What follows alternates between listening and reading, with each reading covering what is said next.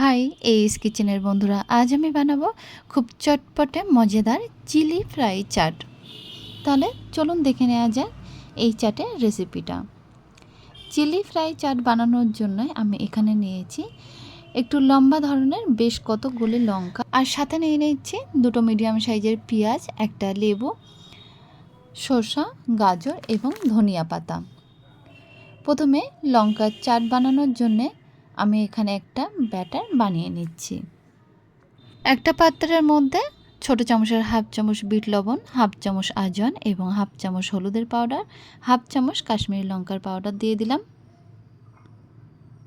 তারপরে দিয়ে দিচ্ছি বড় 3 চামচ বেসন এবং 2 চামচ দিয়ে দেবো চালের গুঁড়া।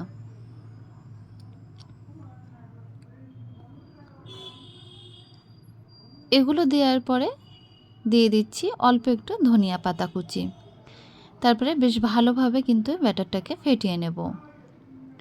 দেখুন ব্যাটারটা খুব সুন্দর করে ফেটিয়ে নিয়েছি। একটা লঙ্কা দিয়ে প্রথমে দেখে নিচ্ছি ব্যাটারটা ঠিক মতো হয়েছে কিনা। লঙ্কার গায়ে কিন্তু খুব সুন্দর করে কোট হয়ে যাচ্ছে, অর্থাৎ ব্যাটারটা কিন্তু পারফেক্টভাবে রেডি হয়ে গেছে। এখন লঙ্কাগুলো বেশ ভালোভাবে ধুয়ে নিলাম। ধুয়ে নেওয়ার পরে লঙ্কাগুলো এরকম ছুরির সাহায্যে কেটে নিতে হবে।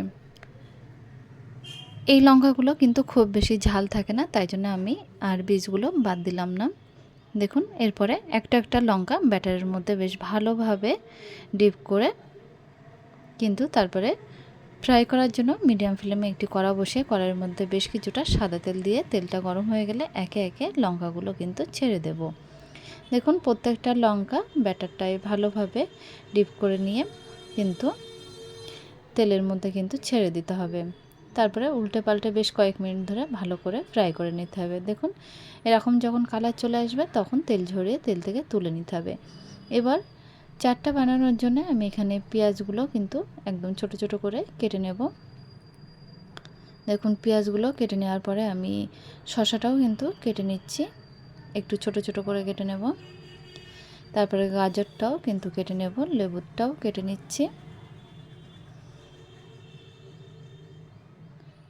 সমস্ত কিছু কাটা হয়ে যাওয়ার পরে এরপর একটা বড় পাত্রের মধ্যে কিন্তু এগুলো রেখে দেব। তারপরে ধনিয়া পাতা কুচি দিয়ে দেবো। আর দেখুন লঙ্কাগুলো আমি এখানে পিস পিস করে কেটে নিয়েছি, নিয়ে পাত্রটার মধ্যে দিয়ে দেব। আর তারপরে দিয়ে দিচ্ছি ছোটো চামচের হাফ চামচ বিট লবণ, 1 চামচ দেব চাট মশলা এবং বড় 1.5 চামচ দেব টমেটো সস। এরপরে দিয়ে দিচ্ছি 1 চামচ কাসুন্দি। এরপরে দেখুন কোচানো ধনিয়া পাতাগুলো সবশেষে দিয়ে দিচ্ছি, আর এক টুকরো লেবুর রসও কিন্তু দিয়ে দেব। এবার এগুলো বেশ ভালোভাবে একটা চামচের সাহায্যে কিন্তু মিক্সড করে নিতে হবে, তাহলেই তৈরি হয়ে যাবে আজকের নতুন চাটের রেসিপি চিলি ফ্রাই চাট। দেখুন এটা খেতে কিন্তু খুবই মজাদার, আর বানানো তো দেখলেন খুবই সহজ। তাহলে বন্ধুরা আর দেরি না করে এখনই বাড়িতে বানিয়ে চাটের রেসিপিটা কেমন লাগলো অবশ্যই কমেন্টে জানাতে ভুলবেন না। আর আমাদের চ্যানেলটা যদি এখনও পর্যন্ত সাবস্ক্রাইব করে না থাকেন তাহলে সাবস্ক্রাইব করার জন্য অনুরোধ থাকলো।